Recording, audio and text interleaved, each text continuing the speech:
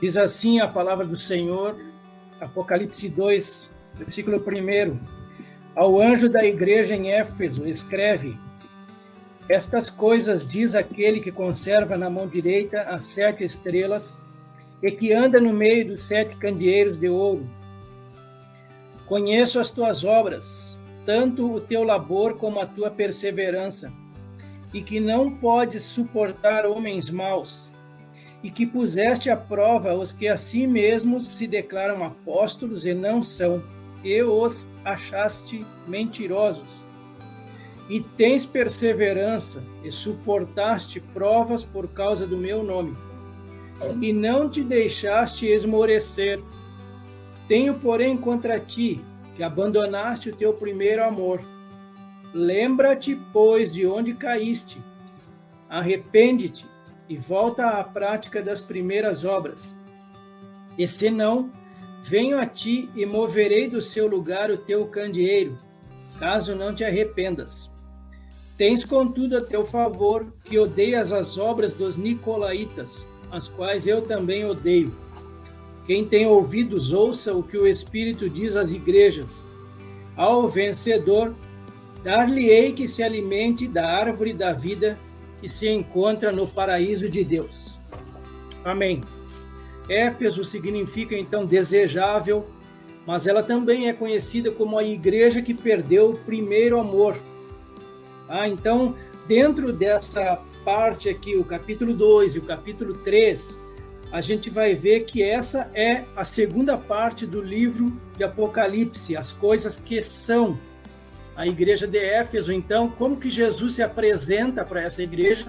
Ele diz que é aquele que conserva na mão direita as 7 estrelas e que anda no meio dos 7 candelabros de ouro. Acredito que vocês lembram o que são as 7 estrelas e o que são os 7 candelabros de ouro. Então ele vai fazer alguns elogios à igreja de Éfeso. Ele diz: conheço as obras que você realiza, tanto o seu esforço como a sua perseverança. Sei que você não pode suportar os maus e que pôs à prova os que se declaram apóstolos e não são, e descobriu que são mentirosos. Você tem perseverança e suportou provas por causa do meu nome, sem esmorecer.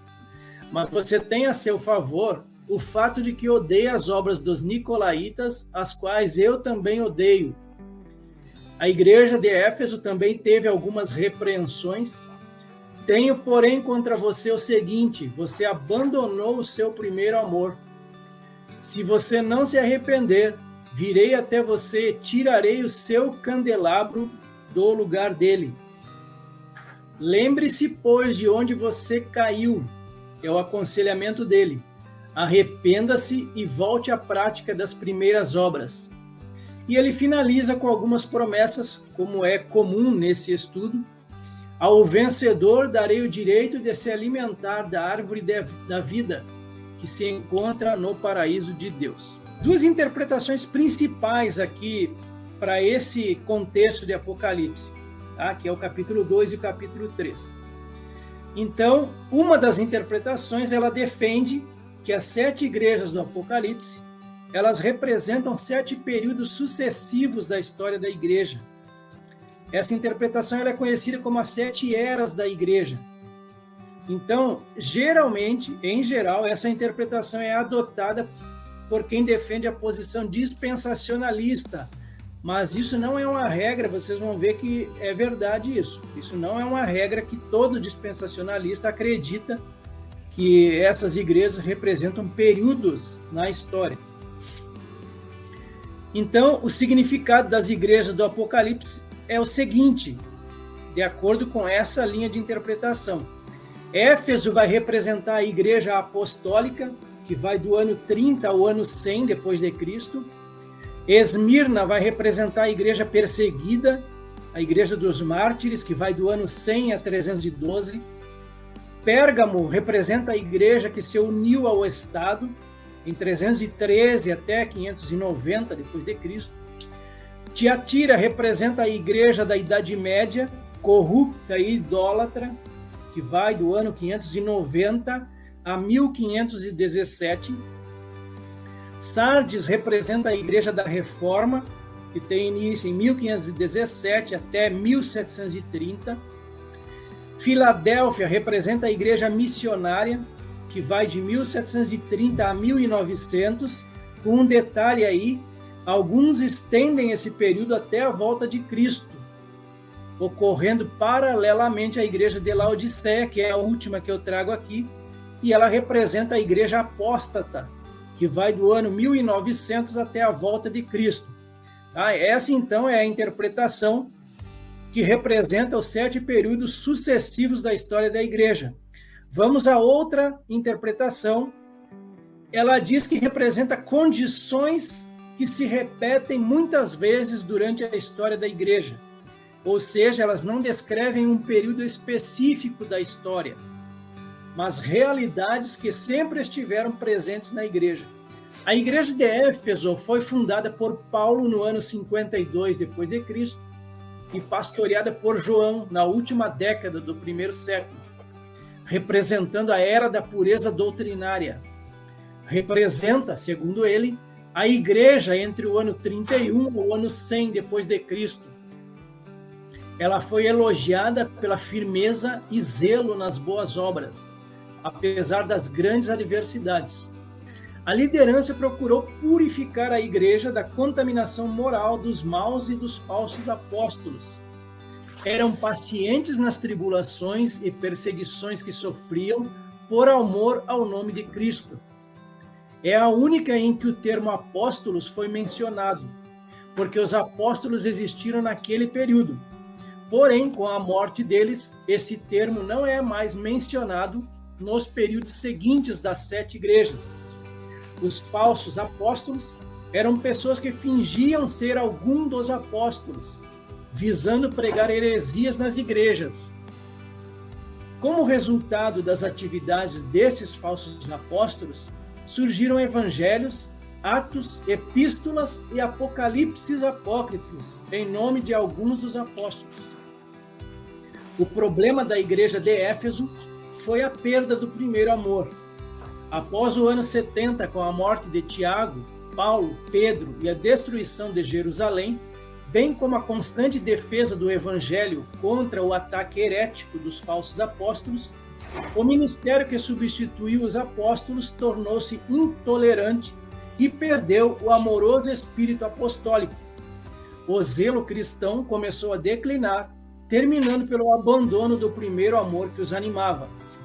No final de sua segunda viagem missionária, Paulo vai passar por Éfeso e vai deixar Priscila e Áquila, adiantando a obra de evangelização.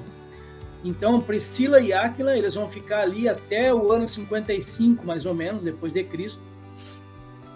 E chegou a Éfeso e deixou-os ali, mas querendo Deus, outra vez voltarei a vós, e partiu de Éfeso. Isso aí está lá em Atos, capítulo 18. Aqui no texto que eu vou passar para vocês tem todas essas referências. Entre a segunda e a terceira viagem de Paulo, chega a Éfeso um judeu natural de Alexandria chamado Apolo, homem eloquente e poderoso nas escrituras, conhecedor do caminho do Senhor, mas que sabia apenas do batismo de João, sendo logo instruído por Priscila e Áquila, também lá em Atos dos Apóstolos, capítulo 18. A próxima imagem é já na terceira viagem de Paulo. Ele passa em Antioquia, passa por Éfeso, Hermina, Pérgamo. Então, por ocasião de sua terceira viagem, Paulo chega a Éfeso e pergunta aos discípulos se eles haviam recebido o Espírito Santo, os quais respondem que nem haviam ouvido falar. Após as palavras de Paulo e batizados em o nome do Senhor Jesus, veio sobre eles o Espírito Santo, os quais passam a falar em línguas e a profetizar. Atos 19. Por 3 meses, Paulo frequentou a sinagoga, onde falava ousadamente, dissertando e persuadindo com respeito ao reino de Deus. Ele vai discorrer diariamente na escola de Tirano, por um período de 2 anos. Então, Paulo, ele fica muito tempo aí nessa igreja de Éfeso. Com sua pregação, dava oportunidade para que todos os habitantes da Ásia ouvissem a palavra de Deus. E aí Deus, por intermédio de Paulo, fazia milagres extraordinários, a ponto de levarem aos enfermos lenços e aventais do seu uso pessoal, diante dos quais as enfermidades fugiam das suas vítimas e os espíritos malignos se retiravam. Judeus exorcistas ambulantes tentaram invocar o nome do Senhor do Senhor Jesus sobre possessos de espírito maligno e são subjugados por ele. Houve tal avivamento entre o povo, a ponto de muitos dos que creram vinham e confessavam e declaravam abertamente suas más obras. Grande número dos que tinham praticado ocultismo reuniram seus livros e os queimaram publicamente. Calculado o valor total, este chegou a 50.000 dracmas. Atos capítulo 19.